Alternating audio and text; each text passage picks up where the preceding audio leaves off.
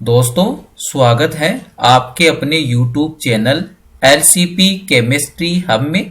आज का video session बड़ा ही शानदार होने वाला है, क्योंकि इस वीडियो सेशन में अध्याय संख्या 14 जैव अणु के MCQ क्वेश्चन से डील करेंगे। और दोस्तों, इन MCQ को इस टाइप से बनाया गया है कि आपके संपूर्ण चैप्टर जैव अणु का रिवीजन हो जाएगा। तो आइए दोस्तों, स्टार्ट करते हैं वीडियो सेशन अध्याय संख्या 14 जैव अणु के MCQ। सबसे पहला क्वेश्चन देखिए दोस्तों। सबसे पहले क्वेश्चन के अंदर शर्करा के किस कार्बन परमाणु पर हाइड्रोक्सिल समूह की उपस्थिति अथवा अनुपस्थिति RNA तथा DNA में विभेद करती है। तो दोस्तों, यहां पर क्वेश्चन के अंदर क्या पूछ रहा है कि जो आपके न्यूक्लिक अम्ल है DNA तथा RNA, इनमें जो शर्करा पाई जाती है उस शर्करा के कौन से कार्बन परमाणु पर हाइड्रोक्सिल समूह की स्थिति ही ये निर्धारित करती है कि ये शर्करा तो RNA के अंदर उपस्थित होगी और ये शर्करा आपके DNA के अंदर उपस्थित होगी। तो दोस्तों, इसके लिए मैं आपको हिंट प्रोवाइड करवा देता हूं। हिंट के लिए दोस्तों आपको क्या पता रखना है, जब भी बात आती है न्यूक्लिक अम्ल की, और न्यूक्लिक अम्ल का मीनिंग क्या हो गया, दो टाइप के न्यूक्लिक अम्ल है दोस्तों। पहला वाला न्यूक्लिक अम्ल होता है DNA डीऑक्सी राइबो न्यूक्लिक अम्ल, और सेकंड वाला न्यूक्लिक अम्ल होता है राइबो न्यूक्लिक अम्ल। उसका मीनिंग क्या हो जाएगा, RNA।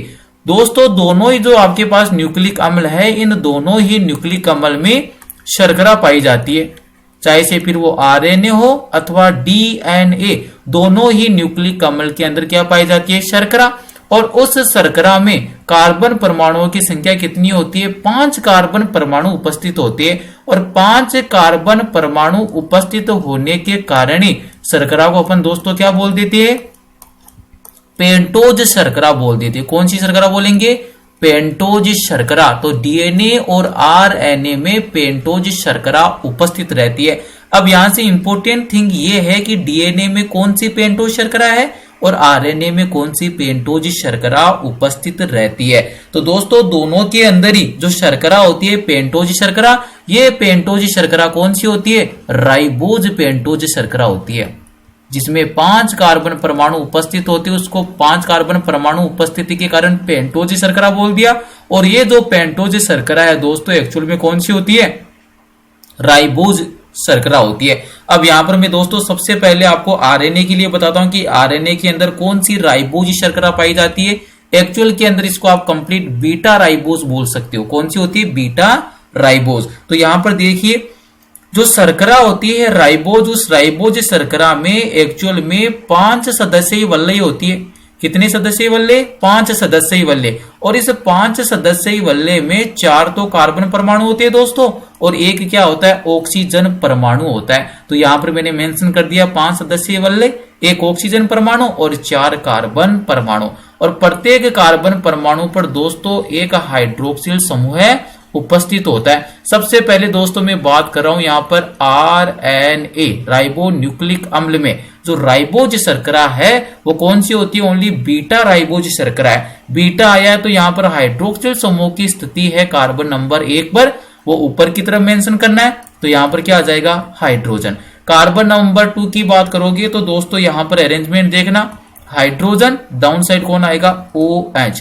कार्बन नंबर 3 की बात करोगे तो दोस्तों हाइड्रोजन, और डाउन साइड कौन आ गया, OH। कार्बन नंबर 4 की बात करोगे दोस्तों तो ऊपर की साइड तो जुड़ा होता है CH2OH समूह है। कौन सा समूह है, CH2OH। और डाउन साइड कौन अटैच होता है दोस्तों, H। और यहां पर जब आप नंबरिंग की बात करते हो तो नंबरिंग के अंदर ये कार्बन नंबर 1 हो गया, ये carbon number 2, carbon number 3, carbon number 4, और ये कौन सा हो गया, कार्बन नंबर 5 हो गया। तो ये होती है RNA। और RNA में कौन सी शर्करा होती है, बीटा राइबो। तो दोस्तों इस वाली संरचना का नाम क्या हो जाएगा, बीटा राइबोज शर्करा है। लेकिन दोस्तों जब भी आप बात किसकी करोगे, RNA की, तो ये तो होगी RNA की। और जब भी आप किससे डील करोगे, DNA। तो दोस्तों ध्यान रखना है आपको, क्या DNA के अंदर बस एक छोटा सा चेंजेस होता है। वो छोटा सा चेंजेस क्या होता है, वो आपको ध्यान में रखना है कि ये जो बीटा राइबोज शर्करा है इसके 2 नंबर कार्बन से एक ऑक्सीजन परमाणु को आपको डिसअपीयर करना है। तो यहां पर देखिए किस प्रकार की संरचना बन जाएगी डीएनए के अंदर, ऑक्सीजन परमाणु एजिट रहेगा, मतलब जो डीएनए है उसके अंदर भी 5 सदस्य वल्लय होगी, जिसके अंदर 4 तो कार्बन परमाणु और 1 ऑक्सीजन रहेगा। ये कार्बन नंबर 1 पर इस सेम टाइप का रहेगा OH। कार्बन नंबर 2 पर क्या करना, आपको ऑक्सीजन को डिसअपीयर कर देना। तो दोस्तों यहां पर ऑक्सीजन को हटा देना, तो यहां पर क्या आ जाएगा, ओनली हाइड्रोजन। बाकी जो स्केलेटन है वो सेम रहेगा, इधर हाइड्रोजन इधर OH। और कार्बन नंबर 4 पर ऊपर की साइड क्या अटैच होगा, CH2OH, और डाउन साइड क्या अटैच हो जाएगा, हाइड्रोजन अटैच हो जाएगा। और इस शर्करा का दोस्तों जो ये डीएनए के अंदर पाई जाती है, इस शर्करा का नाम भी राइबोज है। लेकिन 2 नंबर कार्बन पर आपने ऑक्सीजन की क्या कर दी, कमी कर दी है। तो डीएनए के अंदर उपस्थित शर्करा कौन सी हो जाएगी दोस्तों, बीटा 2 डीऑक्सी राइबोज शर्करा। तो इसका टोटल नाम क्या हो जाएगा दोस्तों, बीटा डी 2 डीऑक्सी राइबोज शर्करा, 2 डीऑक्सी राइबोज शर्करा। क्योंकि यहां पर 2 नंबर कार्बन से आपने हाइड्रोक्सिल समूह है, इसका ऑक्सीजन क्या कर दिया, रिमूव कर दिया। तो डिफरेंस कहां पर आ रहा है, कौन से कार्बन परमाणु पर डिफरेंस, विभिन्नता उत्पन्न हो रही है, कार्बन नंबर 2 पर। यहां पर कार्बन नंबर 2 पर OH होता है आरएनए की बीटा राइबोज शर्करा में, और डीएनए की जो शर्करा होती है उसका नाम क्या होता है, बीटा डी 2 डीऑक्सी राइबोज शर्करा। 2 नंबर कार्बन से आपने क्या कर दिया, ऑक्सीजन को रिलीज कर दिया, यहां से ऑक्सीजन को डिसअपीयर कर दिया है। तो दोस्तों आंसर आपके सामने आ गया। शर्करा के किस कार्बन परमाणु पर हाइड्रोक्सिल समूह की उपस्थिति अथवा अनुपस्थिति आरएनए तथा डीएनए में विभेद करती है। तो कार्बन नंबर कौन सा होता है दोस्तों, दूसरा। तो यहां से करेक्ट आंसर क्या हो जाएगा, ऑप्शन नंबर ए करेक्ट है, कार्बन नंबर 2 पर। सेकंड देखिए दोस्तों, दूध में शर्करा होती है, मतलब जो मिल्क शुगर, दूध में पाई जाने वाली शर्करा है वो कौन सी होती है दोस्तों। तो ये पता रखना है कि दूध के अंदर पाई जाने वाली शर्करा कौन सी होती है, लैक्टोज शर्करा होती है दोस्तों। कौन सी शर्करा होती है, लैक्टोज शर्करा। दूध के अंदर उपस्थित होने वाली शर्करा कौन सी है, लैक्टोज। और दोस्तों आपको यही से मैं कुछ और इंफॉर्मेशन और प्रोवाइड करवा देता हूं। जैसे यहाँ पर फल शर्करा की बात आती है, तो दोस्तों फल शर्करा किसको कहते हैं, फल शर्करा दोस्तों आप कहते हो फ्रक्टोज को। फ्रक्टोज को कौन सी शर्करा कहते हो, फल शर्करा कहते हो। ये भी आपको पता रखना है। दूध शर्करा किसको बोलते हो दोस्तों, दूध शर्करा बोलते हो आप लैक्टोज को। यही पर मेंशन कर लेना, याद रखना। ये भी अगर बात करें किसकी, फल शर्करा की, तो फल शर्करा किसको बोलती है, फ्रक्टोज को बोलती है। फल शर्करा का मतलब कौन सा हो जाएगा दोस्तों, फ्रक्टोज।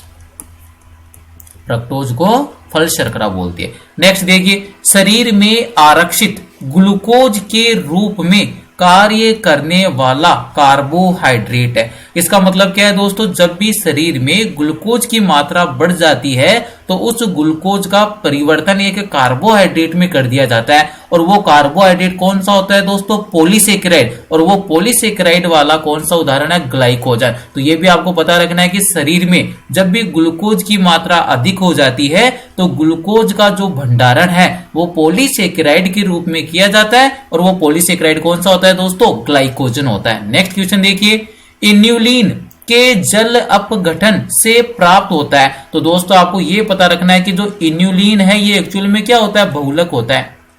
इन्यूलिन है दोस्तों क्या होता है, बहुलक होता है। और ये जो इन्यूलिन है दोस्तों, ये बहुलक किसका होता है, फ्रक्टोज का बहुलक है। तो यहां पर जब भी आप इन्यूलिन का जल अपघटन करोगे तो आपको कौन सी इकाइयां प्राप्त होगी, ओनली फ्रक्टोज की इकाइयां। क्यों, क्योंकि ये जो इन्यूलिन है वो किसका बहुलक होता है, फ्रक्टोज का बहुलक होता है। नेक्स्ट वाला क्वेश्चन देखिए दोस्तों, निम्नलिखित में से कौन सा विटामिन स्कर्वी रोग के लिए उत्तरदायी है। दोस्तों पहली बात तो ये पता रखना है कि जो विटामिन होते हैं ये कार्बनिक पदार्थ होते हैं जिनका शरीर के अंदर संश्लेषण नहीं होता है। इंपॉर्टेंट बात है दोस्तों, जो भी विटामिन है इनका निर्माण हमारा शरीर नहीं कर सकता, तो इनको भोजन के द्वारा क्या करना पड़ता है, ग्रहण करना पड़ता है। और यहाँ पर जब भी किसी भी विटामिन की कमी हो जाती है तो उस विटामिन से पर्टिकुलर विशेष रोग उत्पन्न हो जाते हैं शरीर में। तो यहाँ पर दोस्तों कौन से विटामिन के लिए पूछ रहे हैं,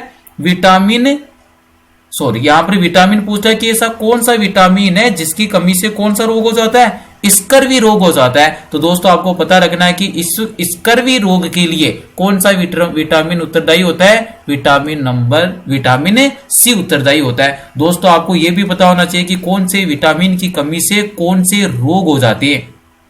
तो यहां पर दोस्तों मैं आपके लिए मेंशन कर देता हूं।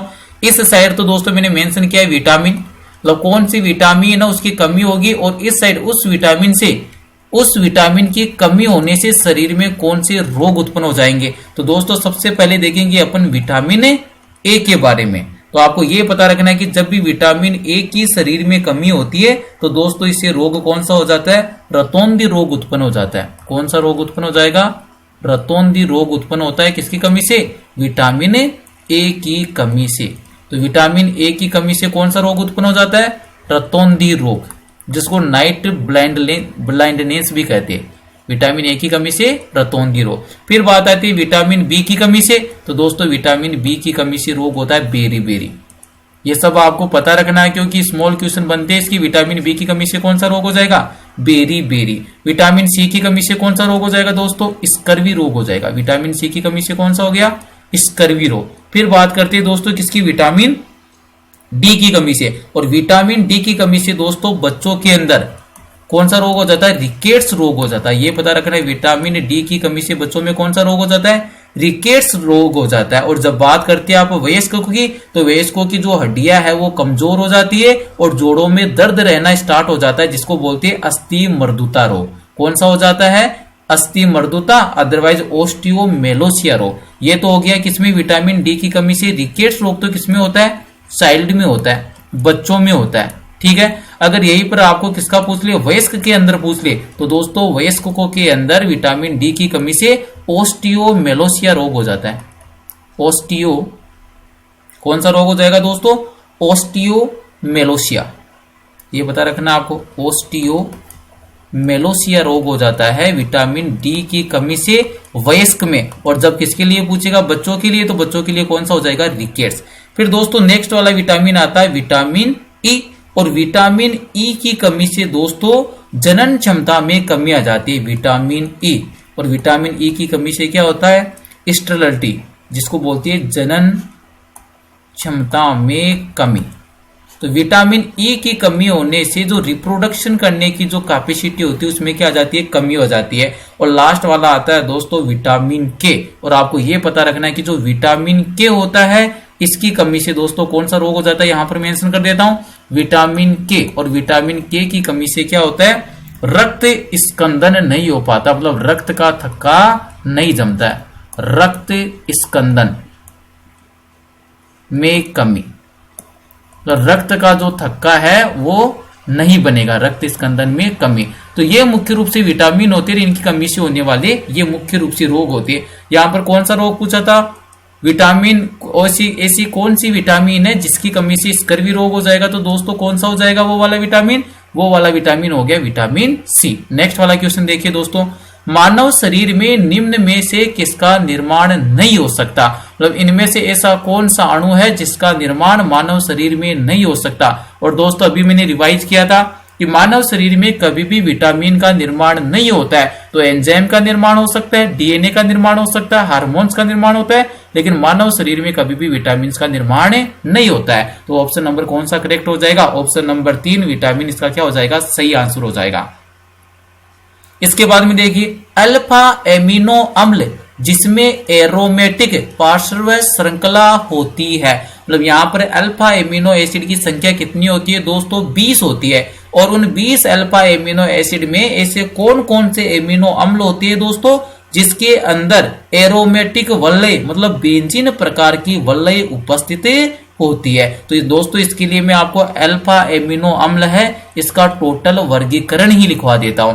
यहां पर देखिए दोस्तों, सबसे पहले अपन बात करेंगे अल्फा एमिनो अम्ल की बात करेंगे। तो ये लीजिए यहां पर मैंने मेंशन कर दिया अल्फा एमिनो अम्ल या अल्फा एमिनो एसिड। दोस्तों पहली बात तो आपको यह पता होना चाहिए कि जो अल्फा एमिनो अम्ल है इनकी कुल संख्या कितनी होती है, 20 होती है। और दोस्तों 20 में से तो 10 कौन से होते हैं, आवश्यक एमिनो अम्ल, और 10 कौन से होते हैं, अनावश्यक एमिनो अम्ल। ये पता रखना है। कुल अल्फा एमिनो एसिड की संख्या कितनी है, 20, और 20 में से दोस्तों 10 तो कौन से होते हैं, आवश्यक अमीनो अम्ल होते, आवश्यक अमीनो अम्ल या एमिनो एसिड, और 10 यहां पर कौन से होते, अनावश्यक होते, अनावश्यक एमिनो अम्ल। तो ये पता रखना आपको सबसे पहले कि टोटल संख्या कितनी है, 20, और 20 में से 10 होते हैं आवश्यक और 10 कौन से होते हैं, अनावश्यक होते हैं। आवश्यक का मतलब क्या हो गया, इन एमिनो अम्लों का निर्माण हमारे शरीर में नहीं होता है और इनके भोजन के द्वारा क्या करना पड़ता है, इनको शरीर में ग्रहण करना पड़ता है। अनावश्यक अमीनो अम्ल कौन से होते हैं, वे अमीनो अम्ल जिनका संश्लेषण शरीर में हो जाता है, इनको भोजन के द्वारा ग्रहण करने की आवश्यकता नहीं होती है। अब यहां पर इंपॉर्टेंट है कि दोस्तों ये जो 10 आवश्यक अमीनो अम्ल है ये आपके कौन कौन से होते हैं, तो इसके लिए एक ट्रिक होती है दोस्तों, वो मैं ट्रिक बता देता हूं आपको। आवश्यक अमीनो अम्ल की बात कर रहा हूं मैं, कौन से अमीनो अम्ल की बात कर रहा हूं दोस्तों, आवश्यक एमिनो अम्ल, अदरवाइज आवश्यक एमिनो एसिड। इसको याद करने की दोस्तों एक ट्रिक है, टीवी मिल पाथ।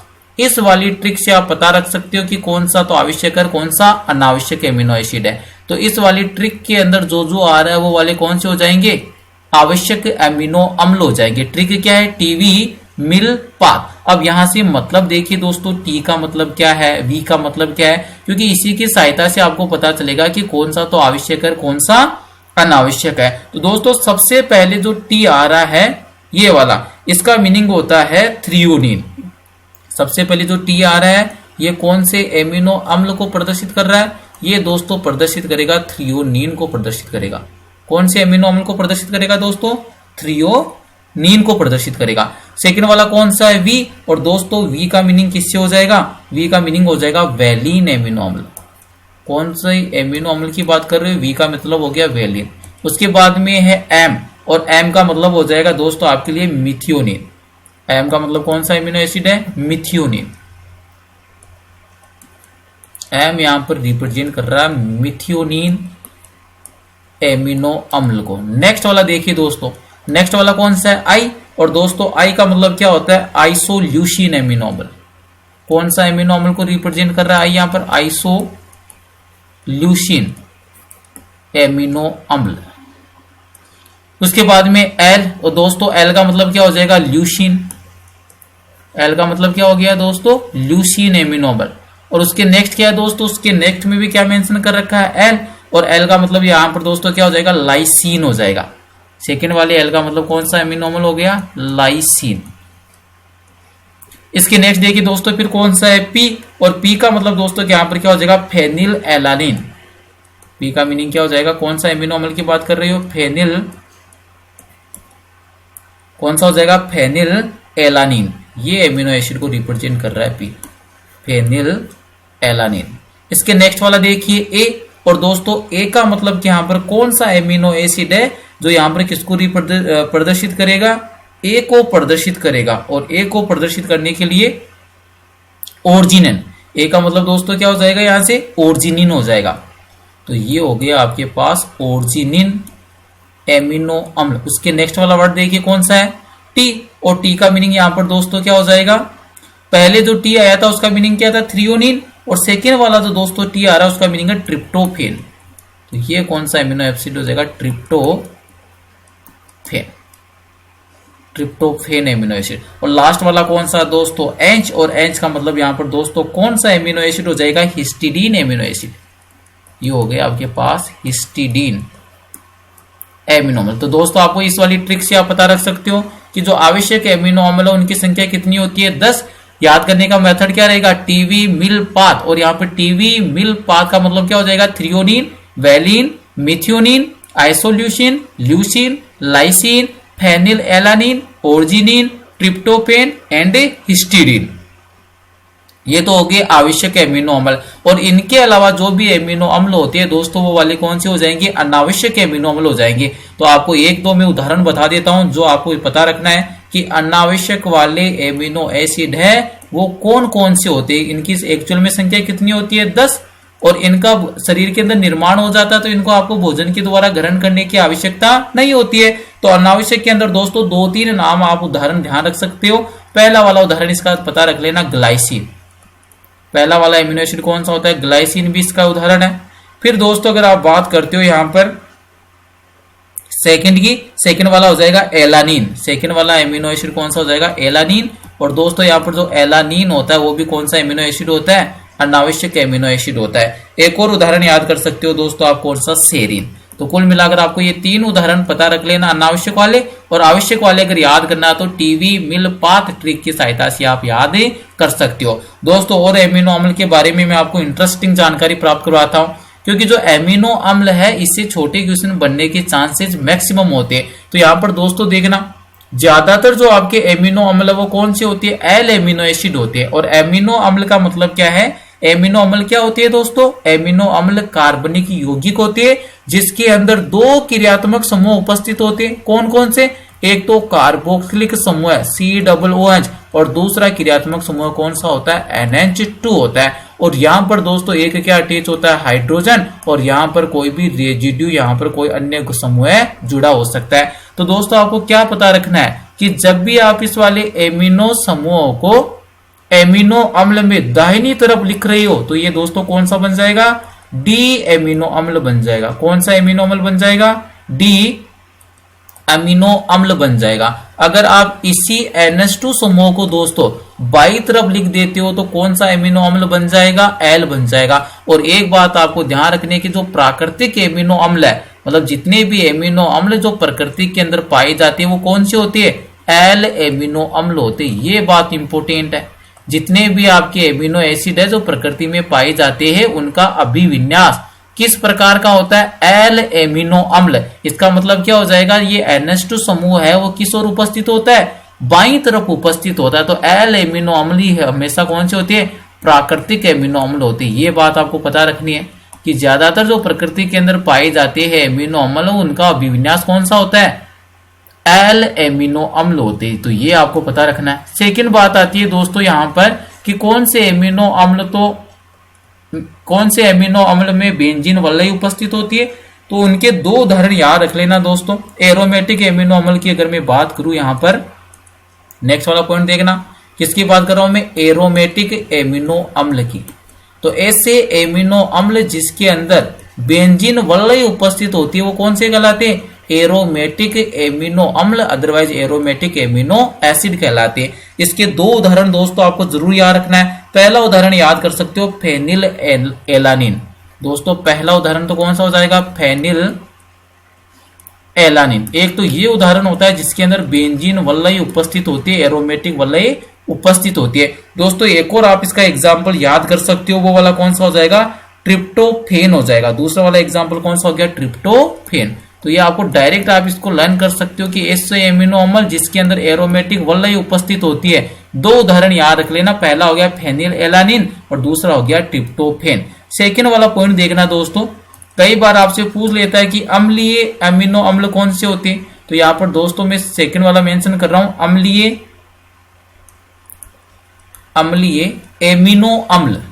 मतलब ऐसे एमिनो अम्ल जिसके अंदर COOH समूह की संख्या NH2 से ज्यादा हो जाएगी, कौन से कहलाती है? अम्लीय एमिनो अम्ल कहलाते। तो सबसे पहले इसकी मीनिंग क्या है, कैसे परिभाषित करोगे? वे एमिनो अम्ल जिसमें COOH मतलब कार्बोक्सिलिक समूह की संख्या किससे ज्यादा हो जाएगी? NH2 समूह की संख्या से ज्यादा हो जाएगी। NH2 की संख्या से ज्यादा कौन से समूह उपस्थित होते हैं? COOH मतलब कार्बोक्सिलिक समूह की संख्या NH2 की संख्या से ज्यादा होती है। कौन से एमिनो अम्ल कहलाते हैं? अम्लीय एमिनो अम्ल कहलाते हैं। और दोस्तों इसके उदाहरण याद रख लेना। अम्लीय की जब बात आती है तो दोस्तों 2 उदाहरण, एक तो ग्लूटेमिक अम्ल और दूसरा कौन सा हो गया? एस्पार्टिक अम्ल हो जाएगा। पहला वाला उदाहरण कौन सा हो गया? ग्लूटेरिक अम्ल।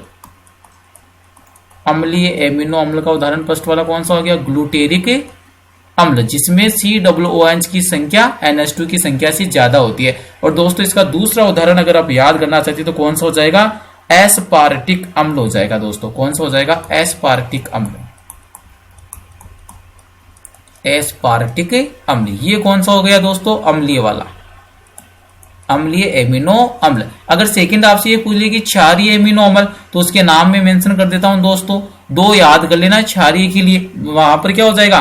किसकी समूह ज्यादा हो जाएगी दोस्तों? अब की बार NH2 समूह की संख्या है वो किससे ज्यादा हो जाएगी, COOH मतलब कार्बोक्सिलिक की समूह की संख्या से। जब एमिनो समूह की संख्या ज्यादा होती है तो वो अमीनो अम्ल कौन सा कहलाता है, क्षारीय एमिनो अम्ल कहलाता है, बेसिक एमिनो एसिड कहलाता है। और दोस्तों इसका उदाहरण जरूर याद रखना है, और इसका उदाहरण याद रखने के लिए आप दो उदाहरण दोस्तों याद रख सकते हो, किसके, बेसिक एमिनो एसिड के। और उसका उदाहरण एक तो ध्यान रख लेना आप, पहला वाला तो याद रख लेंगे आप, लाइसिन। कौन सा हो जाएगा, लाइसिन। तो इसका उदाहरण कौन सा हो जाएगा, लाइसिन। एक उदाहरण याद रख लेना, क्षारीय एमिनो अम्ल का उदाहरण कौन सा हो गया, लाइसिन। अगर आप एक और उदाहरण और लर्न करना चाहते हो तो दूसरा वाला आप याद कर सकते हो, ओर्जिनिन। लाइसिन और ओर्जिनिन। तो ये दोस्तों दो एमिनो अम्ल ऐसे हैं जिनके अंदर एमिनो समूह की संख्या मतलब NH2 समूह की संख्या COOH कार्बोक्सिलिक समूह की संख्या से ज्यादा हो जाती है। तो दोस्तों मैंने आपको डिटेल के अंदर एमिनो एसिड की टोटल कहानी बता दी है। तो यहाँ पर देखिए अल्फा एमिनो अम्ल जिसमें एरोमेटिक पार्श्व श्रृंखला उपस्थित होती है। तो एरोमेटिक संख्या, अगर एरोमेटिक वलय की बात करें तो कौन कौन से एग्जाम्पल देखिए दोस्तों अपन ने एरोमेटिक वलय के अंदर, फेनिल एलानिन हो गया और कौन सा हो गया, ट्रिप्टोफेन हो गया। तो यहां पर देख लीजिए कौन सा मेंशन कर रखा है, ट्रिप्टोफेन। तो ऑप्शन नंबर क्या हो जाएगा, 4 is the correct answer. Next देखिए, प्रोटीनों में पाए जाने वाले एमिनो अम्ल जिन्हें मानव शरीर संश्लेषित करता है। दोस्तों देखो यही से सोल्व हो जाएगा। टोटल एमिनो अम्लों की संख्या कितनी है, 20। 10 क्या होती है, आवश्यक एमिनो अम्ल। 10 क्या होते हैं, अनावश्यक एमिनो अम्ल। आवश्यक एमिनो अम्लों का निर्माण शरीर में नहीं होता है और अनावश्यक एमिनो अम्लों का निर्माण शरीर में होता है। तो यहां पर दोनों की संख्या कितनी है, 10-10। तो यहां पर कौन सा पूछा है, जिनका मानव शरीर में संश्लेषण हो जाता है। मतलब कौन से पूछ रहा है, अनावश्यक एमिनो अम्ल। और अनावश्यक एमिनो अम्लों की संख्या कितनी होती है, 10। तो करेक्ट आंसर क्या हो जाएगा दोस्तों, यहां से करेक्ट आंसर हो गया आपके पास 10 हो गया।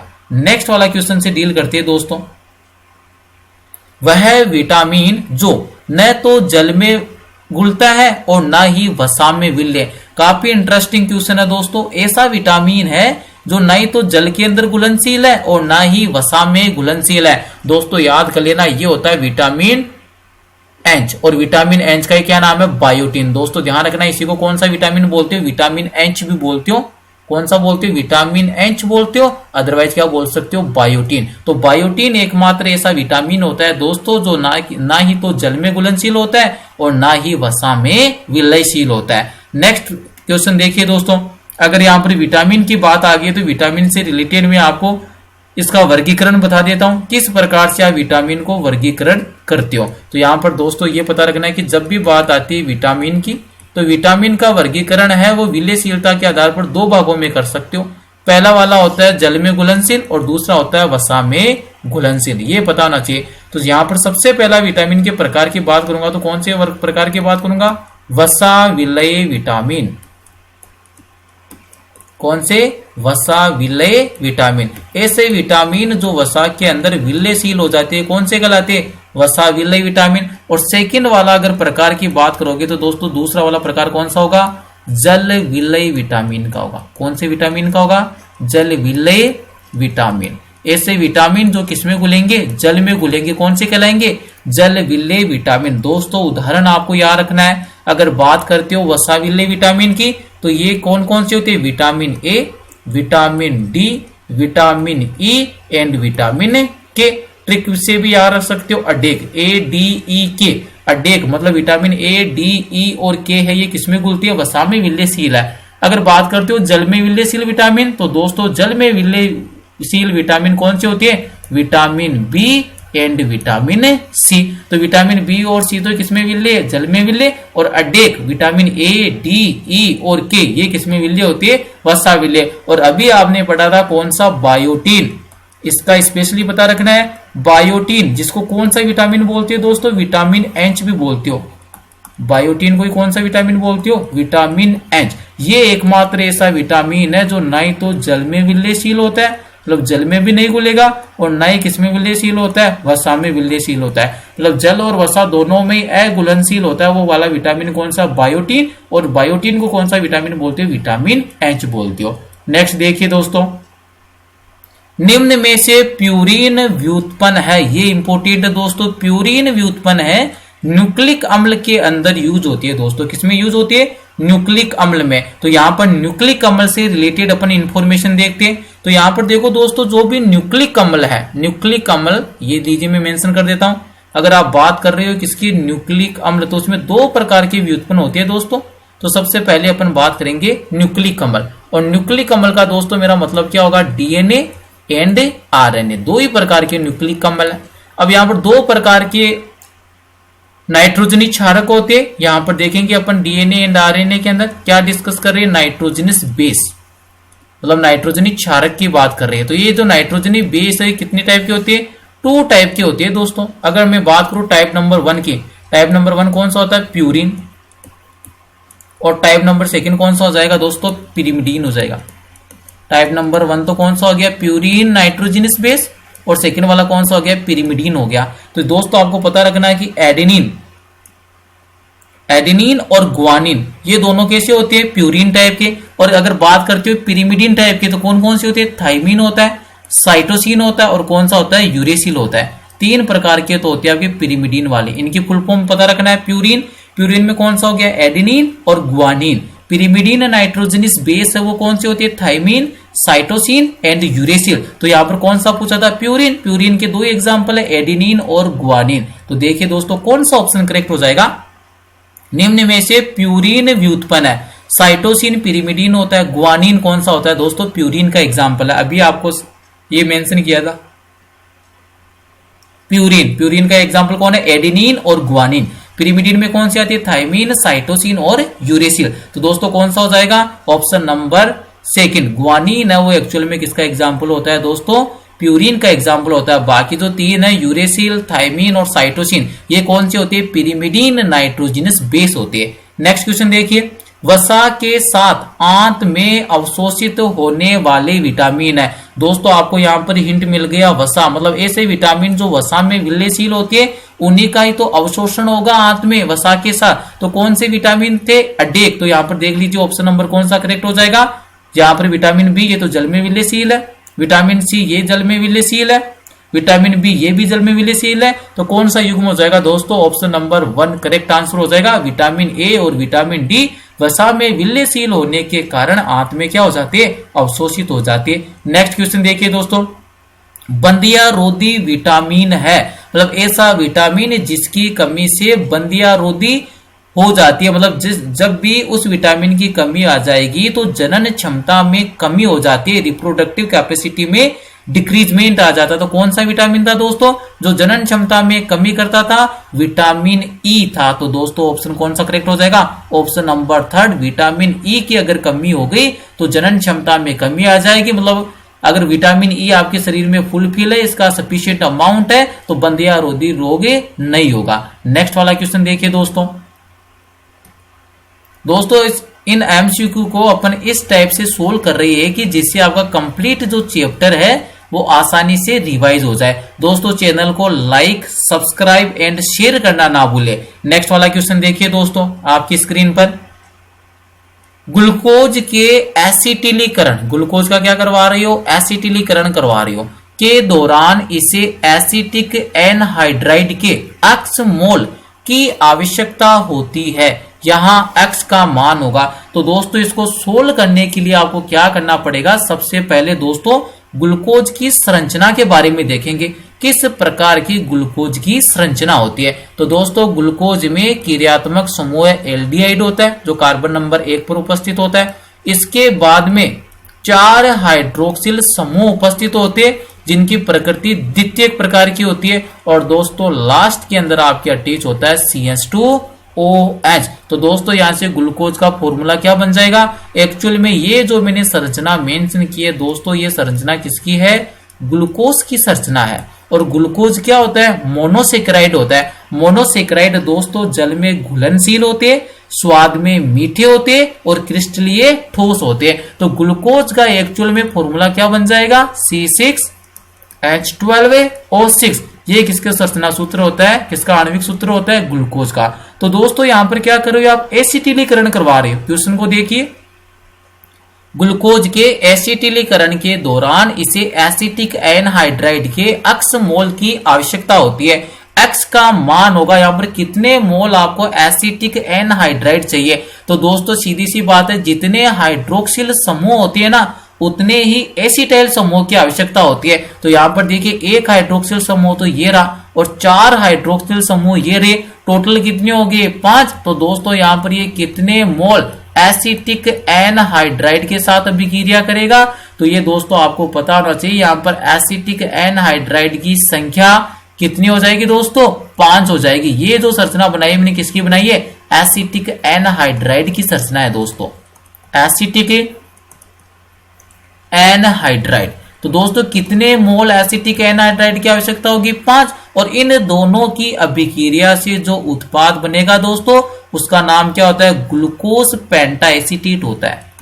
उस उत्पाद का नाम क्या होगा, ग्लूकोज पेंटा एसीटेट। ग्लूकोज पेंटा एसीटेट उत्पाद का निर्माण होता है कब, जब ग्लूकोज किससे अभिक्रिया करता है दोस्तों, एसिटिक एनहाइड्राइड से। यहां पर जो दोस्तों ये फर्स्ट जो मेंशन कर रखा है ये आपको पता होना चाहिए, ये हाइड्रोक्सिल समूह नहीं है एक्चुअल में दोस्तों, ये है क्या, ये दोस्तों आपके सामने है एल्डिहाइड समूह। ये पता रखना ये OH समूह नहीं है दोस्तों, ये इस टाइप की संरचना C डबल बॉन्ड O और यहाँ पर H। तो 5 हाइड्रोक्सिल समूह है तो 5 ही एसिटिक एनहाइड्राइड की आवश्यकता होगी और उत्पाद कौन सा बन जाएगा, ग्लूकोज पेंटा एसीटेट। तो बताइए X का मान कितना हो जाएगा 5। तो यहाँ पर कौन सा ऑप्शन करेक्ट हो जाएगा, option number B is the correct answer. Next देखिए ब्रोमीन, यहाँ पर दोस्तों इसको कंप्लीट मेंशन करना Br2 और ये है H2O। ब्रोमीन और H2O जैसे हल्के ऑक्सीकरण एजेंट के साथ ऑक्सीकरण पर ग्लूकोज का ऑक्सीकरण होता है। ये भी दोस्तों इंपॉर्टेंट क्वेश्चन है। यहाँ पर 2 प्रकार के आप ऑक्सीकारक या ऑक्सीकरण कारक का उपयोग करते हो जिनके अंदर भिन्न भिन्न उत्पाद प्राप्त होता है। तो दोस्तों आपको पता रखना है कि जब भी मंद ऑक्सीकारक अभिकर्मक हो, जैसे ब्रोमीन किसकी उपस्थिति में, जल की उपस्थिति में, किसकी तरह व्यवहार करता है, मंद ऑक्सीकारक की तरह। तो दोस्तों यहाँ पर जो अम्ल बनता है वो कौन सा बनता है, ग्लूकोनिक अम्ल बनता है। कौन सा अम्ल बनता है दोस्तों, ग्लूकोनिक। मतलब ऑप्शन नंबर सी क्या हो जाएगा, सी करेक्ट हो जाएगा। अगर दोस्तों यहाँ पर ही कौन सा ऑक्सीकरण कारक आ जाता, नाइट्रिक अम्ल NO3, तो दोस्तों इसकी उपस्थिति अगर ये किसके साथ अभिक्रिया करता, ग्लूकोज के साथ। अगर दोस्तों ये किसके साथ अभिक्रिया करता, ग्लूकोज, तो ग्लूकोज का ऑक्सीकरण जब नाइट्रिक अम्ल की उपस्थिति में संपन्न करवाते तो दोस्तों उस वाली कंडीशन में कौन सा अम्ल बन जाता, सेकेरिक अम्ल बनता। ये भी आपको पता रखना है। सेकेरिक अम्ल के निर्माण के लिए कौन सा ऑक्सीकारक अभिकर्मक चाहिए, परबल, और परबल कौन सा होता है, नाइट्रिक अम्ल। और जब भी ब्रोमीन जल की उपस्थिति में ऑक्सीकरण करेगा ग्लूकोज का तो फिर किसका निर्माण होता है, ग्लूकोनिक अम्ल का निर्माण होता है। नेक्स्ट क्वेश्चन देखिए दोस्तों, इनवर्ट शुगर है। तो एक बात तो आपको ये पता रखनी है कि जो इनवर्ट शुगर है आप किसको बोलते हो, सुक्रोज को। तो दोस्तों सुक्रोज का सूत्र क्या होता है, C12H22O11। इसको आप क्या बोलते हो, सुक्रोज बोलते हो।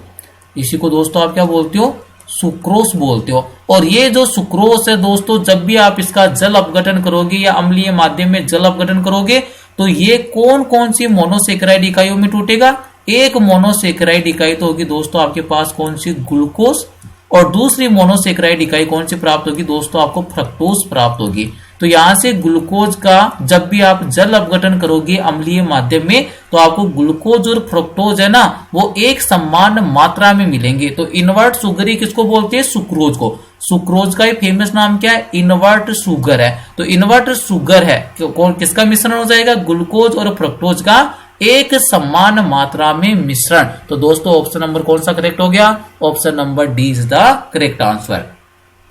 नेक्स्ट वाला क्वेश्चन देखिए, स्टार्च 2 पॉलीसेकेराइड से बना होता है। दोस्तों पहली बात तो ये ध्यान रखना है कि जो स्टार्च होता है, तो यहां पर थोड़ा सा स्टार्च के बारे में जान लेते हैं अपन।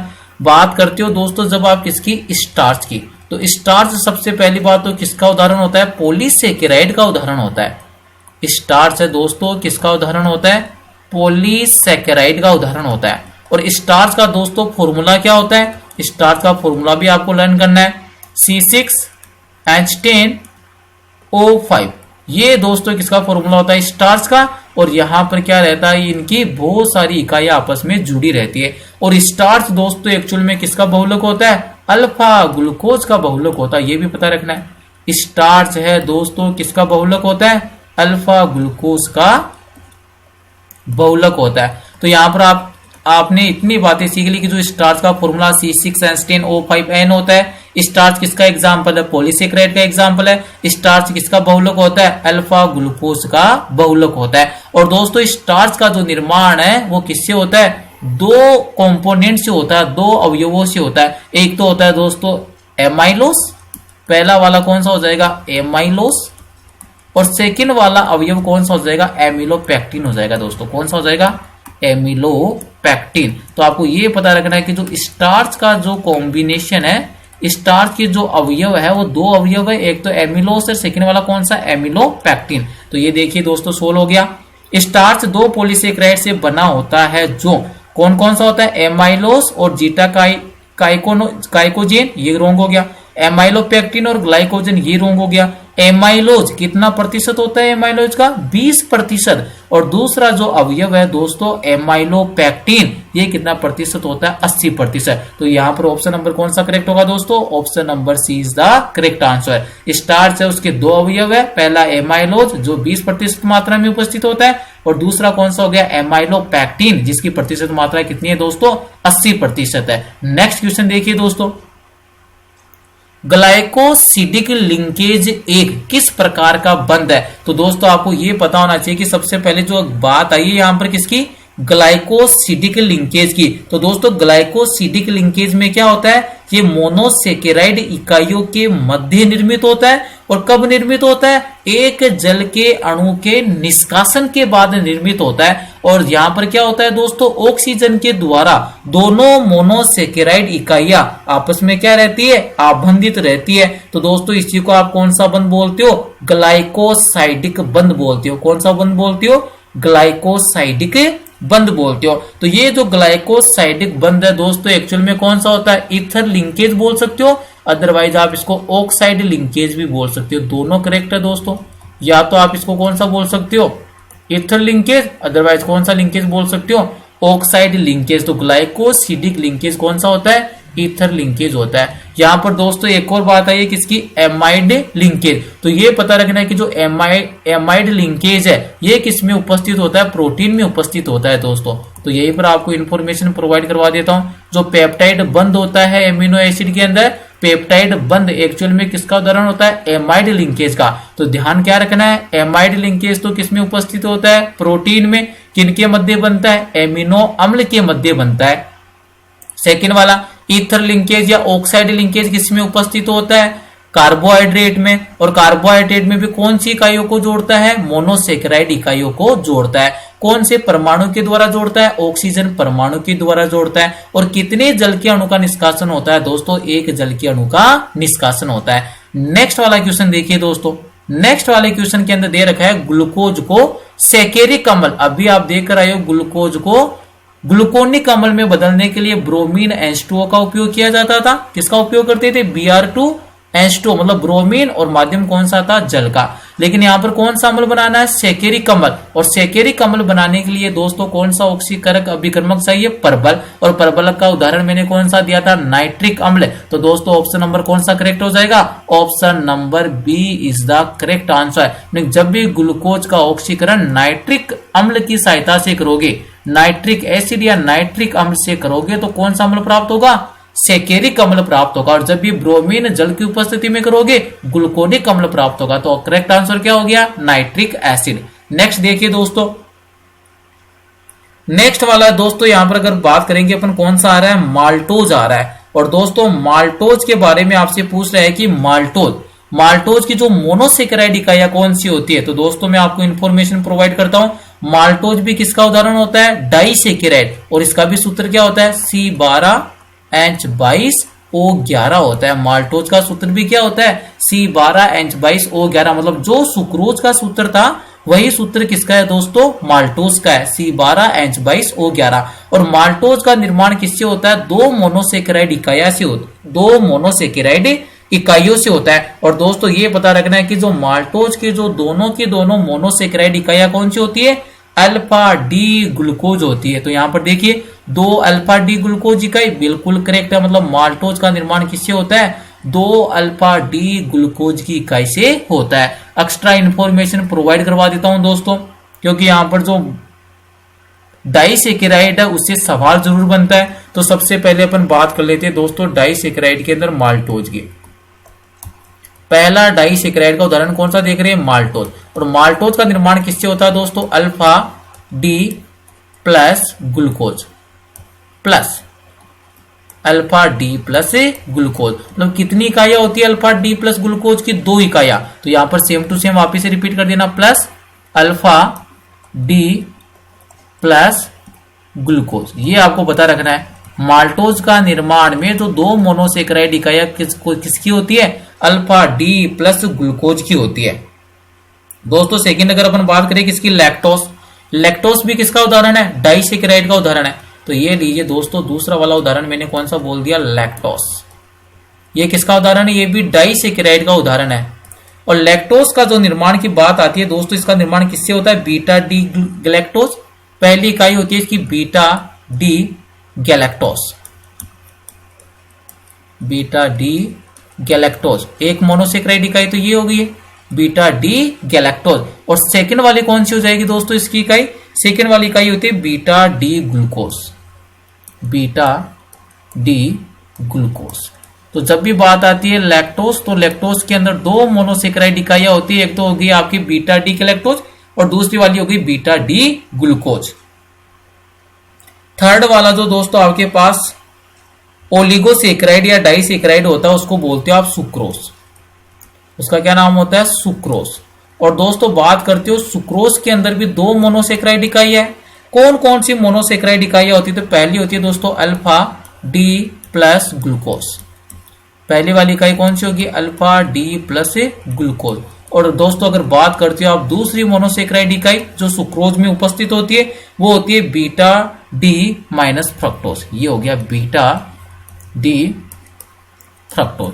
तो ये दोस्तों आपको याद होना चाहिए। तीनों के तीनों उदाहरण किसके? डाइसैकेराइड के। माल्टोज, लैक्टोज और सुक्रो तीनों के तीनों किसके उदाहरण है दोस्तों? ओलिगोसेक्राइड बोल सकते हो, अदरवाइज आप इसको डाइसैकेराइड बोल सकते हो। तीनों के तीनों किसके उदाहरण थे दोस्तों? डाइसैकेराइड की उदाहरण है। और डाइसैकेराइड का अभी मैंने बताया क्या सूत्र होता है? C12H22O11। ये तीनों की तीनों याद रखना है। माल्टोज भी डाइसैकेराइड है, लैक्टोज भी डाइसैकेराइड है और सुक्रोज भी क्या है? डाइसैकेराइड। यहाँ पर 2 मोनोसेक्राइड इकाइयां याद रखनी है। माल्टोज में क्या होता है? अल्फा डी प्लस ग्लूकोज की 2 इकाइयां होती है। लैक्टोज किससे बनता है? Beta D galactose plus beta D glucose से। और बात करते हो जब दोस्तों किसकी? सुक्रोज की, तो सुक्रोज में होता है alpha D glucose and beta D fructose होता है। ये पता रखना है दोस्तों। नेक्स्ट वाले क्वेश्चन की ओर मूव करते हैं। स्टार्च का मूल सूत्र क्या? अभी अपन पढ़कर आए स्टार्च के बारे में टोटल। तो स्टार्च का मूल सूत्र क्या हो जाएगा? स्टार्च किसका बहुलक होता है दोस्तों? अल्फा डी प्लस ग्लूकोज का बहुलक होता है। उसका सूत्र क्या बताया था? C6H10O5N, मतलब बहुलक होता है। तो यहां पर इसकी N इकाई आपस में जुड़ी रहती है। नेक्स्ट देखिए, निम्नलिखित में से कौन सा एल्डो पेंटोज का उदाहरण है? एल्डो का मतलब क्या हो गया? एल्डिहाइड क्रियात्मक समूह आना चाहिए।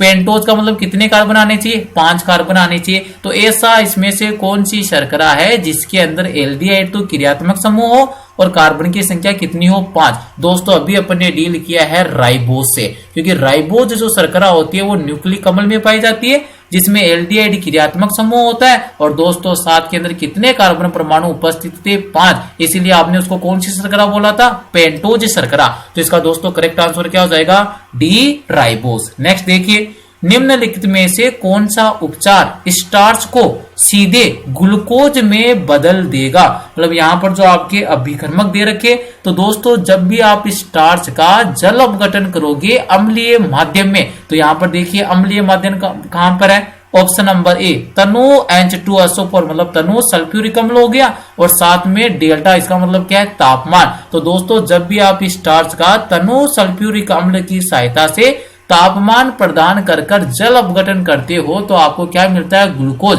तो करेक्ट आंसर क्या हो जाएगा? अगर स्टार्च को ग्लूकोज में बदलना है तो इसके लिए कौन सी अभिकर्मक की आवश्यकता होगी?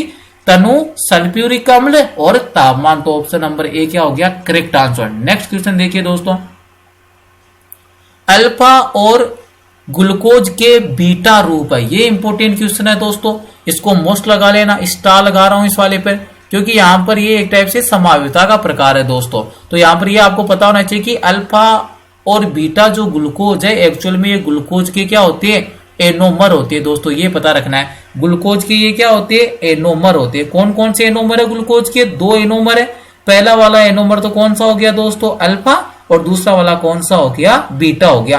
किस प्रकार से परिभाषित कर सकते हो एनोमर को, तो आपको एक ही ध्यान रखना है कि ग्लूकोज के जो अल्फा और जो बीटा जो रूप है उनमें भिन्नता केवल C1 पर उपस्थित हाइड्रोक्सिल समूह के विन्यास में होती है, और इसी कारण दोस्तों आप इसको कौन सा कार्बन बोलते हो, एनोमेरिक कार्बन बोलते हो। तो यहां पर लैंग्वेज भी मेंशन कर सकते हो, अल्फा व बीटा ग्लूकोज में, अल्फा एवं बीटा ग्लूकोज में, अल्फा एवं बीटा ग्लूकोज में भिन्नता केवल, अल्फा तथा बीटा ग्लूकोज में भिन्नता केवल C1 कार्बन परमाणु पर होती है। C1 मतलब कार्बन संख्या 1 पर, C1 पर उपस्थित, C1 मतलब कार्बन नंबर 1 पर उपस्थित हाइड्रोक्सिल समूह मतलब OH समूह के अभिविन्यास में होती है, हाइड्रोक्सिल समूह के अभिविन्यास में होती है, हाइड्रोक्सिल समूह के अभिविन्यास में होती है। और इसी कारण इसको कौन सा बोलते हो, ग्लूकोज के अल्फा तथा बीटा रूप को क्या बोलते हो, एनोमर बोलते हो। मतलब यहां पर दोस्तों सीधा सा मतलब ये समझते हो कि जब केवल एक ही कार्बन परमाणु पर अभिविन्यास भिन्न भिन्न होता है, बाकी जितने भी बचे हुए कार्बन है सब पर अगर एक समान प्रकार का अभिविन्यास आता है तो फिर दोस्तों वो क्या कहलाते हैं, एनोमर कहलाते हैं। यहाँ पर दोस्तों बात किसकी हो रही है, ग्लूकोज की, और ग्लूकोज के 2 रूप अल्फा और बीटा, उसमें सभी कार्बन परमाणुओं का अभिविन्यास समान होता है, केवल कार्बन नंबर 1 पर उपस्थित जो हाइड्रोक्सिल समूह है उसकी स्थिति अल्फा और बीटा में अलग अलग होती है। इसीलिए दोस्तों इसको क्या बोलते हो, अल्फा और बीटा ग्लूकोज को ग्लूकोज के एनोमर बोलते हो। तो यहां से कौन सा ऑप्शन हो जाएगा, option number C is the correct answer. Next question देखिए, सुक्रोज के जल अपघटन पर क्या उत्पाद प्राप्त होगा। अभी आपने दोस्तों डाइसेक्राइड के बारे में टोटल स्टडी किया है। ये देखिए कौन किसकी बात कर रहा है, सुक्रोज, और सुक्रोज के लिए क्या प्राप्त होगा, अल्फा डी ग्लूकोज और बीटा डी कौन सा हो जाएगा, फ्रक्टोज। तो मतलब सुक्रोज के जल अपघटन से क्या मिलेगा आपको, ग्लूकोज प्लस फ्रक्टोज। कौन सा ऑप्शन करेक्ट हो जाएगा दोस्तों, ग्लूकोज प्लस फ्रक्टोज, मतलब ऑप्शन नंबर ए क्या हो जाएगा, करेक्ट हो जाएगा। नेक्स्ट देखिए, मानव शरीर में कार्बोहाइड्रेट पॉलीसेक्राइड के रूप में जमा होते हैं। ये पहले बता चुका हूं दोस्तों, जब भी मनुष्य शरीर में ग्लूकोज की मात्रा अधिक हो जाती है तो ग्लूकोज का रूपांतरण किसमें कर दिया जाता है, ग्लाइकोजन में। और दोस्तों ग्लाइकोजन किसका रूप होता है, पॉलीसेक्राइड का, और ग्लाइकोजन को जंतु स्टार्च भी कहते हैं दोस्तों, ये भी पता रखना है। ये जो ग्लाइकोजन है इसको आप किस नाम से जानते हो, जंतु स्टार्च के नाम से भी जानते हो। तो यहाँ पर कौन सा संग्रहित होता है, ग्लाइकोजन संग्रहित होता है, जो कि ग्लूकोज का रूपांतरण के द्वारा बनता है। और ग्लाइकोजन किसका उदाहरण होता है दोस्तों, पॉलीसेक्राइड का। नेक्स्ट क्वेश्चन देखिए दोस्तों, स्टार्च के एमाइलोज भाग में ग्लूकोज इकाइयों को जोड़ने में शामिल ग्लाइकोसिडिक लिंकेज है। दोस्तों स्टार्च के 2 भाग थे, पहला वाला एमाइलोज था, सेकंड वाला एमिलोपेक्टिन था। तो यहाँ पर जो बात आती है ना एमाइलोज, तो यहाँ पर एमाइलोज में कार्बन नंबर 1 और कार्बन नंबर 4 के मध्य क्या होता है दोस्तों, ग्लाइकोसिडिक लिंकेज बनता है। कौन कौन से के मध्य में, कार्बन नंबर 1 और कार्बन नंबर 4। और साथ में आपको ये भी पता है कि ग्लूकोज दोस्तों किसका बहुलक होता है, तो ग्लूकोज किसका बहुलक था, अल्फा ग्लूकोज का।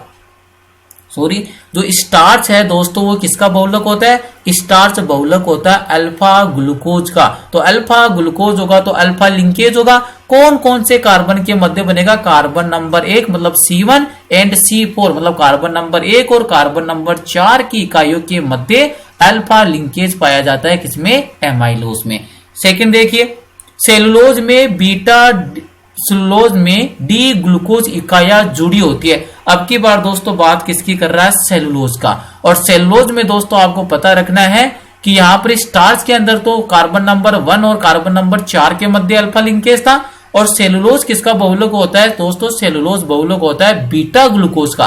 तो बीटा ग्लूकोज का बहुलक है तो यहाँ पर लिंकेज भी कौन सा आएगा? बीटा आएगा। और बीटा कौन सा पाया जाता है? 1 और 6, क्योंकि दोस्तों ये जो सेलुलोज है वो कौन से रूप में पाया जाता है? साकित रूप में पाया जाता है। तो सेलुलोज में दोस्तों C1 C4 लिंकेज तो होता ही है, इसके साथ साथ C1 और C6 कार्बन के मध्य ग्लाइकोसिडिक लिंकेज भी पाया जाता है। तो दोस्तों करेक्ट आंसर कौन सा हो जाएगा? बीटा ग्लूकोज का बहुलक है तो बीटा कौन कौन से कार्बन के मध्य ग्लाइकोसिडिक बंध बनेगा? Carbon number 1 and carbon number 6। तभी किसका निर्माण होगा? शाखाओं का निर्माण होगा। तो बीटा 1,6 ग्लाइकोसिडिक लिंकेज किसमें पाया जाएगा? सेलुलोज में। नेक्स्ट देखिए दोस्तों, कार्बोहाइड्रेट में अक्षर डी दर्शाता है। तो दोस्तों ये जो अक्षर डी और कैपिटल एल होता है ये किसको प्रदर्शित करते हैं? अभिविन्यास को प्रदर्शित करते हैं। और अभिविन्यास को इंग्लिश में क्या बोलते हो? कॉन्फ़िगरेशन। तो ये आपको पता होना चाहिए कि दोस्तों ये जो कैपिटल डी और कैपिटल एल जहां पर भी लिखा हुआ आता है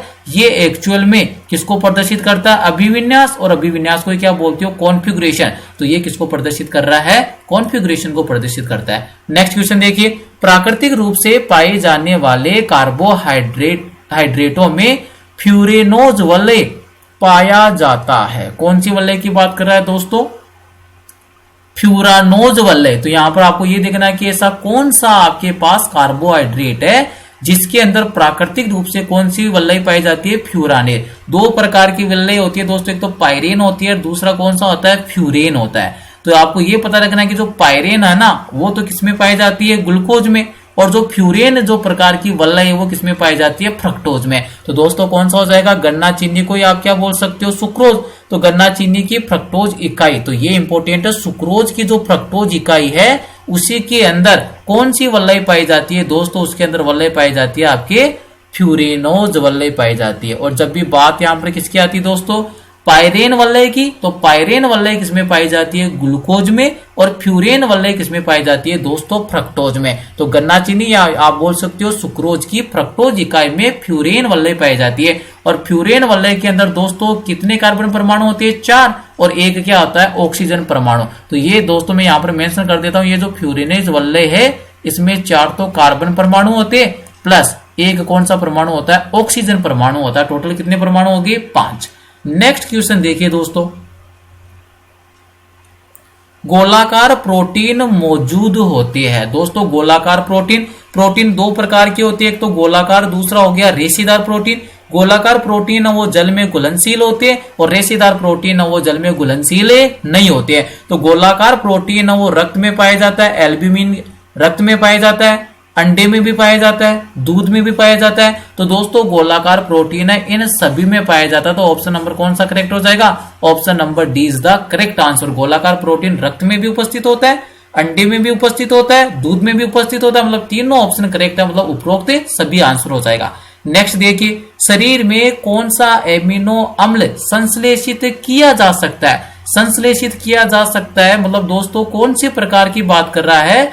अनावश्यक एमिनो अम्ल की। और ट्रिक मैंने बता रखी है, टीवी मिल पात है वो तो हो गया आवश्यक के लिए, तो उसके अंदर लाइसिन भी आता है, वेलिन भी आ गया, हिस्टिडीन भी आ गया। कौन सा नहीं आता है? एलानीन नहीं आता है। तो दोस्तों जो एलानीन जो एमिनो अम्ल है ये कौन सा एमिनो अम्ल है? अनावश्यक एमिनो अम्ल है, क्योंकि इसका संश्लेषण शरीर में किया जा सकता है। बाकी जो आपके पास तीन है, लाइसिन, वेलिन और हिस्टिडीन, ये आवश्यक एमिनो अम्ल है, इनका निर्माण शरीर में नहीं होता है, इनको भोजन के द्वारा ग्रहण करना पड़ता है। और याद करने की ट्रिक क्या बताई थी दोस्तों मैंने? टीवी मिल पाथ से। नेक्स्ट वाला क्वेश्चन देखिए दोस्तों, नेक्स्ट वाला क्वेश्चन भी बड़ा इंपॉर्टेंट क्वेश्चन है दोस्तों। देखिए क्या बोल रहा है इस वाले क्वेश्चन में, निम्नलिखित में से कौन एमिनो एसिड के बारे में सही नहीं है? तो जो एमिनो अम्ल है उसके बारे में कौन सा ऐसा कथन है जो सही नहीं है? पहला देखिए, एमिनो अम्ल ये वे सभी प्रोटीन के घटक है, बिल्कुल सही बात है, क्योंकि प्रोटीन किसका बहुलक होता है? अल्फा एमिनो अम्ल का बहुलक होता है। प्रोटीन है दोस्तों, बहुलक किसका होता है? अल्फा एमिनो अम्ल का। मतलब प्रोटीन का निर्माण ही कौन करते?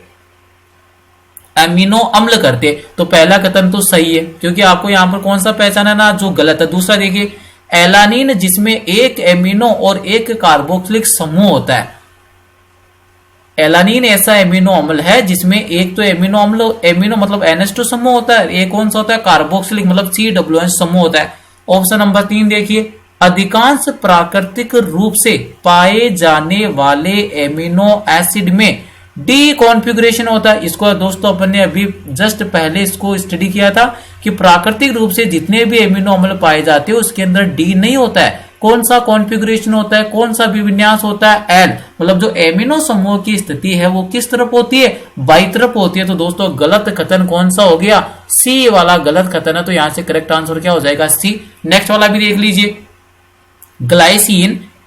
ग्लाइसिन एकमात्र ऐसा प्राकृतिक रूप से पाया जाने वाला एमिनो अम्ल होता है जो वैकल्पिक रूप से निष्क्रिय होता है। बिल्कुल सही बात है दोस्तों, 20 में से जो 19 एमिनो अम्ल है वो प्रकाशिक सक्रिय है और एकमात्र यही एमिनो अम्ल कौन सा वाला, ग्लाइसिन एमिनो अम्ल। दोस्तों इसमें किरेल कार्बन उपस्थित नहीं होता है। तो दोस्तों ये जो ग्लाइसिन एमिनो अम्ल है ये एक्चुअल में कैसा होता है दोस्तों, प्रकाशिक एक्रिय होता है, ऑप्टिकली इनएक्टिव होता है। तो ये भी आपको पता रखना है, एकमात्र एमिनो अम्ल जो प्रकाशिक कैसा होता है, एक्रिय होता है, मतलब प्रकाश जो समतल दूरी से प्रकाश को घूर्णित नहीं कर सकता, कौन सा होता है, ग्लाइसिन। तो ये कथन भी सही हो गया, बी वाला भी सही है क्योंकि एलानीन है उसमें एक ही एमिनो समूह और एक ही क्या होता है, कार्बोक्सिलिक समूह होता है। तो यहाँ पर गलत कौन सा हो गया, ऑप्शन नंबर सी, क्योंकि अधिकांश जो प्राकृतिक एमिनो अम्ल है वो कौन से वाले होती है, डी वाली नहीं होती, कौन से वाली होती है, एल वाली होती है। नेक्स्ट क्वेश्चन देखिए दोस्तों, एक यौगिक जिसमें दो आपको रिक्त स्थान दे रखिए और इनमें से कौन सा मैच होता है उसको आपको यहां पर मैच शो करना है। पहला देखिए, एक यौगिक जिसमें दोनों होते हैं एमिनो एसिड कहलाती है। दोस्तों परिभाषा आ गई है, तो एमिनो अम्ल कौन से अणु होते हैं, ऐसे कार्बनिक यौगिक होते हैं जिसमें कार्बोक्सिलिक समूह है और एमिनो समूह उपस्थित होता है। तो देखिए पहला वाला ऑप्शन कौन सा हो जाएगा, एमिनो और कार्बोक्सिलिक। सेकंड वाला एमिनो और कार्बोक्सिलिक। ऑप्शन नंबर सी और डी तो रॉन्ग हो गया, तो ए और बी में से होगा, तो दोनों में से दोनों सही है। तो एमिनो और कार्बोक्सिलिक समूह होते हैं क्या कहलाते हैं, एमिनो अम्ल कहलाते हैं। नेक्स्ट वाला देखिए, एमिनो एसिड पॉलीपेप्टाइड श्रृंखला, मतलब जो एमिनो अम्ल है वो पॉलीपेप्टाइड श्रृंखला में कौन से बंध से जुड़ती है। तो दोस्तों वो बंध कौन सा होता है, पेप्टाइड बंध होता है। तो कौन सा करेक्ट आंसर हो जाएगा, option number C is the correct answer. मतलब एमिनो अम्ल के अंदर एक तो कार्बोक्सिलिक समूह होता है, एक एमिनो समूह होता है और पॉलीपेप्टाइड श्रृंखला में कौन से बंध से जुड़ती है दोस्तों, पेप्टाइड बंध के द्वारा जुड़ती है। नेक्स्ट क्वेश्चन देखिए दोस्तों, प्रोटीन के विकृतीकरण से इसकी जैविक गतिविधि का नुकसान होता है। तो ये दोस्तों इंपॉर्टेंट कथन है कि प्रोटीन की विकृतीकरण का मतलब क्या है, जब भी आप प्रोटीन को तापमान प्रदान कर देती हो या उसके पीएच में परिवर्तन कर देती हो, मतलब भौतिक या रासायनिक कारकों के द्वारा अगर प्रोटीन की जैविक सक्रियता नष्ट हो जाती है तो इसी को आप क्या बोलते हो, प्रोटीन का विकृतीकरण बोलते हो।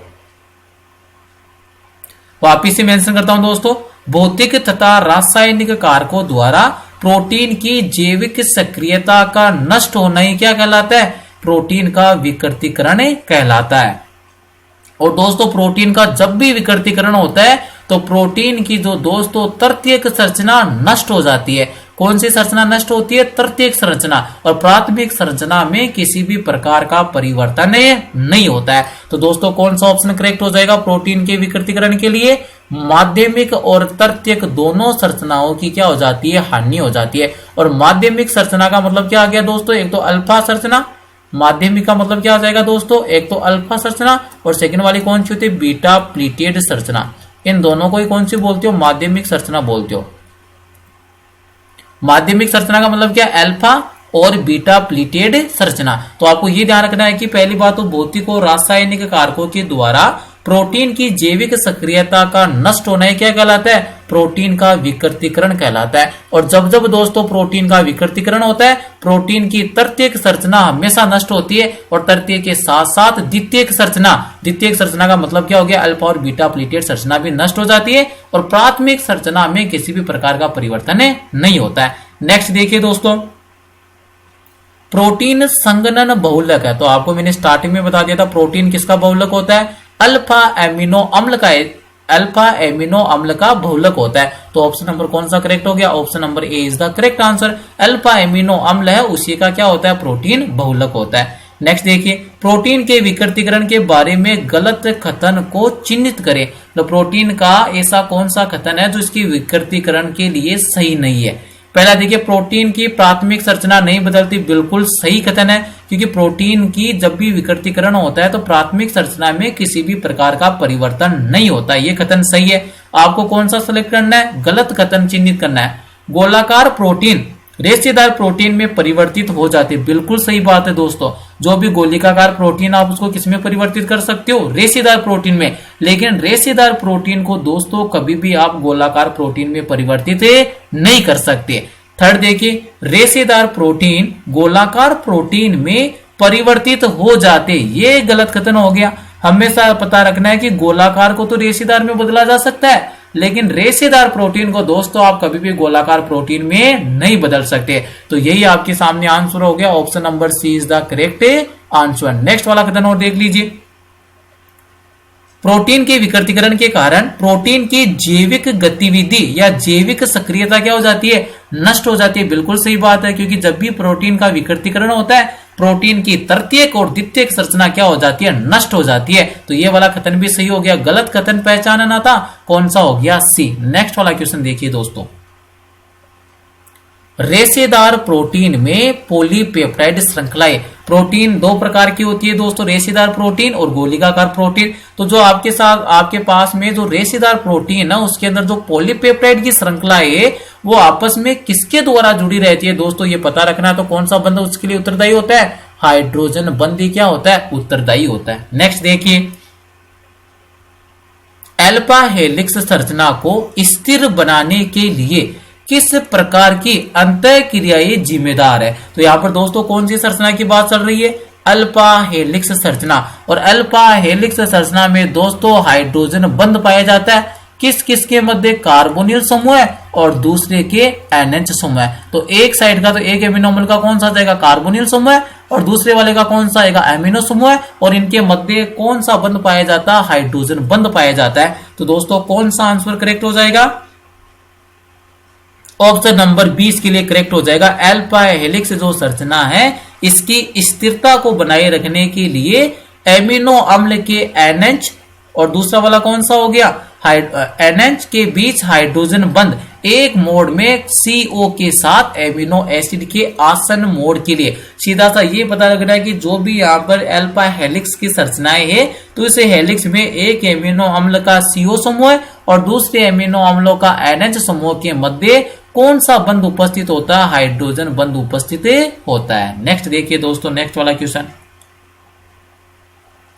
निम्नलिखित में से कौन एक अम्लीय एमिनो अम्ल है। दोस्तों अभी आपको मैंने पहले ही अंडरस्टैंड करवा दिया था। अम्लीय एमिनो अम्लों का मतलब क्या हो जाएगा, ऐसे एमिनो अम्ल जिसमें कार्बोक्सिलिक समूहों की संख्या किससे ज्यादा हो, एमिनो समूह की संख्या से ज्यादा होती है। कौन सा एमिनो अम्ल कहलाता है, अम्लीय एमिनो अम्ल कहलाता है। और दोस्तों इसका उदाहरण कौन सा बताया था मैंने, ग्लूटामिक अम्ल और एस्पार्टिक अम्ल। कौन सा मेंशन कर रखा है, ग्लूटामिक एसिड। तो अम्लीय का कौन सा उदाहरण हो जाएगा, ग्लूटामिक अम्ल हो जाएगा। नेक्स्ट देखिए, ये दोस्तों इस वाले क्वेश्चन के स्टार लगा लेना, काफी इंपोर्टेंट क्वेश्चन है ये वाला। तो ये देखिए क्या बोल रहा है, एमिनो एसिड के गलनांक संबंधित हेलो एसिड से अधिक होते हैं क्योंकि। तो यहाँ पर दोस्तों दो अम्लों की तुलना करवा ली है। पहला वाला कौन सा है, एमिनो अम्ल, और इसकी गलनांक की तुलना किससे करनी है, हेलो एसिड से करनी है दोस्तों।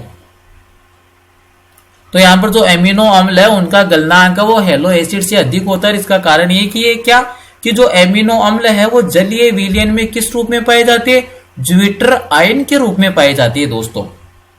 किसके रूप में पाई जाती है, ज्विटर आयन के रूप में। और दोस्तों ज्विटर आयन के रूप में उपस्थित होने के कारण, ज्विटर आयन का मतलब क्या हो गया, जिसमें प्लस और माइनस दोनों आवेश उपस्थित है। तो मतलब किसका निर्माण हो जाएगा, द्विध्रुव का निर्माण हो जाएगा। और द्विध्रुव का निर्माण होने के कारण दोस्तों यहाँ पर जो लगने वाला आकर्षण कौन सा होगा, द्विध्रुवीय आकर्षण होता है, जो कैसा होता है, मजबूत होता है। तो दोस्तों स्टेटमेंट नंबर ए करेक्ट है। ये इंपॉर्टेंट क्वेश्चन है, इसको लर्न करना है। क्या, एमिनो अम्लों का जो गलनांक है वो हेलो अम्लों से भी अधिक होता है। कारण क्या है, क्योंकि एमिनो अम्ल है वो जलीय विलयन में किस रूप में उपस्थित होते हैं, ज्विटर आयन के रूप में उपस्थित होते हैं। और दोस्तों ज्विटर आयन है उसके अंदर क्या होता है, मजबूत द्विध्रुवीय आकर्षण बल होता है, जिसके कारण एमिनो अम्ल का गलनांक हेलो अम्ल से अधिक हो जाता है। नेक्स्ट वाला क्वेश्चन देखिए दोस्तों, गलत उदाहरण को चिन्हित करें। तो दोस्तों यहां पर जो गलत उदाहरण है उसको आपको टिक करना है। केरोटीन और मायोसिन रेशेदार प्रोटीन है, बिल्कुल करेक्ट है दोस्तों।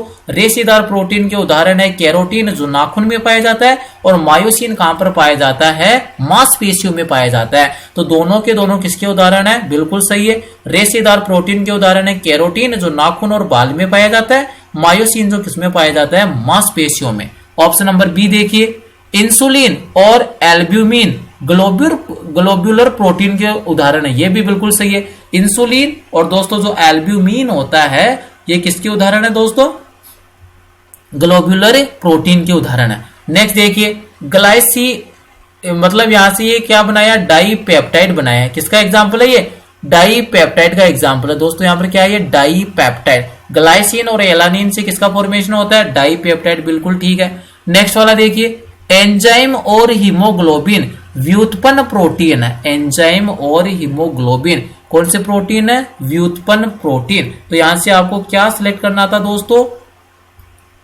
गलत उदाहरण को चिन्हित कीजिए। मतलब ऐसा कौन सा उदाहरण है जिसके अंदर ये जो आपको उदाहरण दे रखे ये क्या होते हैं, गलत होते हैं। तो दोस्तों एक बार वापिस इसको कंफर्म कीजिए, केरोटीन और मायोसिन वाला, क्योंकि केरोटीन तो किसमें पाया जाता है दोस्तों, केरोटीन आपके पाया जाता है बाल और नाखून में पाया जाता है। किसमें पाया जाता है दोस्तों, बाल और नाखून में। तो यहां पर देखिए पहला वाले की अगर बात करूं दोस्तों में, केराटिन की बाल और नाखून में पाया जाता है, और मायोसिन किसमें पाया जाता है, मांसपेशियों में। तो बिल्कुल सही है दोस्तों, ये वाला तो एकदम करेक्ट उदाहरण है। रेशेदार प्रोटीन का उदाहरण है केरोटीन बाल और नाखून में पाया जाता है, मायोसिन मांसपेशियों में पाया जाता है। फिर दोस्तों बात किसकी आती है, गोलिकाकार प्रोटीन की। तो इंसुलिन और एल्ब्यूमिन, इंसुलिन और एल्ब्यूमिन बिल्कुल दोस्तों दोनों के दोनों किसके उदाहरण है, ग्लोब्यूलर प्रोटीन के उदाहरण है, इंसुलिन और एल्ब्यूमिन। क्योंकि इंसुलिन तो रक्त में पाया जाता है और एल्ब्यूमिन किसमें पाया जाता है, अंडे में पाया जाता है। तो ये वाला भी करेक्ट हो गया। फिर देखिए ग्लाइसिलानिन, ये किसका एग्जाम्पल है, डाइपेप्टाइड का एग्जाम्पल है, बिल्कुल करेक्ट है। क्योंकि ग्लाइसिन और एलानिन जो एमिनो अम्ल है इनके मध्य पेप्टाइड बंध बनेगा तो किसका निर्माण होगा, डाइपेप्टाइड का। तो मतलब दोस्तों ये भी क्या हो गया, करेक्ट हो गया। गलत पहचाना था तो गलत फिर कौन सा होगा, डी वाला। एंजाइम और हीमोग्लोबिन है ये व्युत्पन्न प्रोटीन नहीं होती है। तो ऑप्शन कौन सा रॉन्ग हो जाएगा दोस्तों, ऑप्शन नंबर डी। नेक्स्ट देखिए, डीएनए की द्विकुंडलित संरचना का कारण है। यह आपको सबको पता है कि जो डीएनए है वो द्विकुंडलित के रूप में पाया जाता है, जबकि आरएनए है वो एकल सूत्रीय संरचना होता है। डीएनए का दोस्तों काम क्या होता है, जो आनुवांशिक सूचनाएं हैं उनको एक पीढ़ी से दूसरी पीढ़ी में स्थानांतरण करना है, जबकि दोस्तों आरएनए का मुख्य काम क्या होता है, प्रोटीन निर्माण का होता है, प्रोटीन संश्लेषण का होता है। डीएनए के अंदर कौन सी शर्करा पाई जाती है दोस्तों, राइबोज शर्करा पाई जाती है, लेकिन कौन सी, 2 डीऑक्सी राइबोज। और आरएनए में कौन सी पाई जाती है, राइबोज। तो यहां पर जो डीएनए के द्विकुंडलित संरचना का निर्माण हो रहा है तो दोस्तों इसके लिए रेस्पॉन्सिबल कौन है, कौन उत्तरदायी है, तो हमेशा ध्यान रखना हाइड्रोजन आबंधन इसके लिए उत्तरदायी है दोस्तों। कौन उत्तरदायी है, हाइड्रोजन आबंधन। क्योंकि प्यूरिन और पिरिमिडीन है इनके मिड में किसका निर्माण होता है, हाइड्रोजन बंध का निर्माण होता है दोस्तों। नेक्स्ट देखिए, डीएनए में पाए जाने वाले पिरिमिडीन क्षारक है, ये दोस्तों अपने पहले डील कर लिया था। नाइट्रोजनी क्षारक में एक तो होता है प्यूरिन के कौन कौन से उदाहरण थे, एडिनिन और गुआनिन। सेकेंड वाला कौन सा था, पिरिमिडीन। पिरिमिडीन के कौन कौन से उदाहरण थे, थाइमिन था, साइटोसिन था और यूरेसिल था।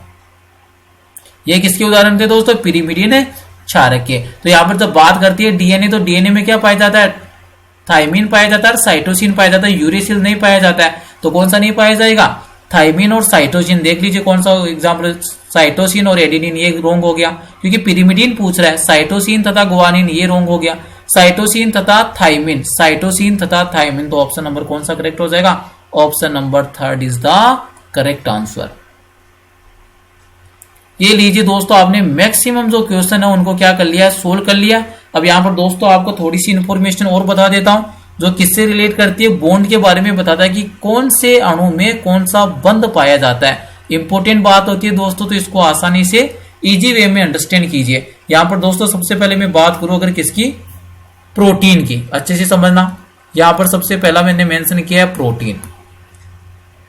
और दोस्तों प्रोटीन के अंदर कौन सा बॉन्ड पाया जाता है, पेप्टाइड बॉन्ड पाया जाता है। ये हमेशा ध्यान रखेंगे आप, प्रोटीन में जो पेप्टाइड बंध उपस्थित होता है, और ये जो पेप्टाइड बंध है ना, यही एमिनो अम्ल को आपस में संयोजित करके रखता है। और पेप्टाइड बंध का मतलब कौन सा होता है, सी डबल बॉन्ड हो, सिंगल बॉन्ड NH, इसी वाले बंध को कौन सा बोलती है, पेप्टाइड बंध बोलती है। नेक्स्ट वाली बात आती है दोस्तों कार्बोहाइड्रेट की। नेक्स्ट वाला बंध कौन सा आ रहा है दोस्तों, कार्बोहाइड्रेट अणु आ रहे हैं। और दोस्तों ये आपको पता रखना है कि जो कार्बोहाइड्रेट अणु है ना, इनके मध्य कौन सा बंध पाया जाता है, ग्लाइकोसिडिक बंध पाया जाता है।